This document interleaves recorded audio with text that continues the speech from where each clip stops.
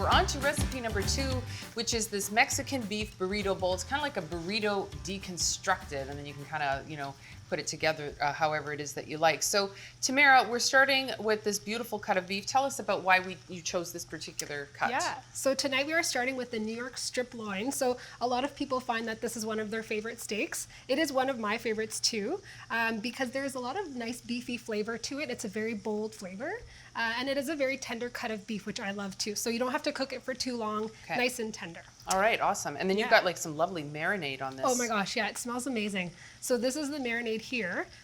So it has like really rich flavors again. There's some oil, there's some chipotle powder, there's some chili powder, garlic, there's some cumin. So lots of flavors there. The recipe is on the website as well. So what you want to do is obviously just whisk that up together. It's very pasty, which is kind of cool. And you don't want to marinate that for too long because I didn't mention though, there is a lime in here as well. Oh.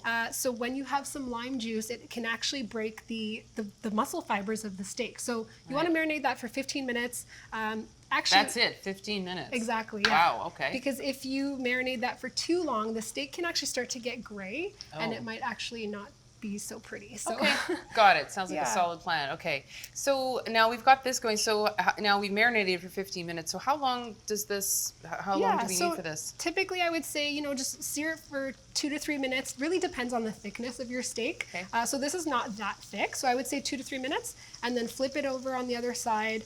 Again, 2 to 3 minutes. I really like my steak medium rare. So it really depends. How do you like your steak? Yeah, I'm a medium rare person as well. Awesome. Are we ready to flip it yeah, already? Yeah, sounds like it's sizzling. Okay. Oh goodness. Oh goodness. So the best part about this recipe, you could take your time there. Perfect. All right. Hey, that looks very promising indeed. Looks amazing. So the best part about this, if you don't necessarily cook it to your doneness, you can actually put it back in and just continue to cook it if you want it more done as well. Okay. So all right. So then now, once this is done, are we gonna give this a couple of minutes yet, or? Yeah. So just another 2 minutes here.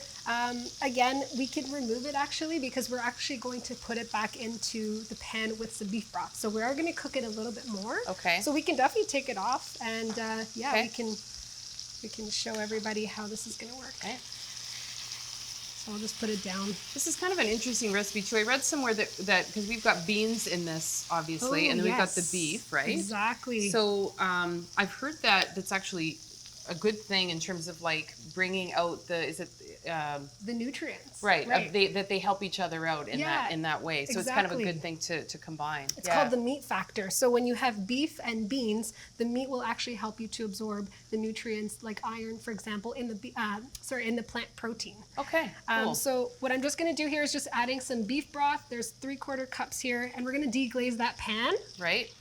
So normally I would want that high sizzle. Real high. And you just want to reduce that sauce over here. Should we just use that whisk or? Yeah, actually, that's a good idea. So I can let you do that if you want. And it'll get really nice and thick if you can just simmer it for a couple minutes. Because we don't have too much time, what we're going to do is we're going to add in our sliced beef. Okay. So normally you would want to, let this rest for a couple minutes. Slice it up and then throw it back into the beef broth. And it's important you let that rest because then if you cut it right away, it'll just be like whoosh. Yeah, all the juices will come out. So when you let it rest, the juices are retaining in that steak. All right. So we're just for time's sake, we'll add this back just to give folks an idea of what Totally. So you can add the beef slices back into it. And this will allow you to have more flavor into your beef bowl. And I love some sauce on my beef bowl. So totally.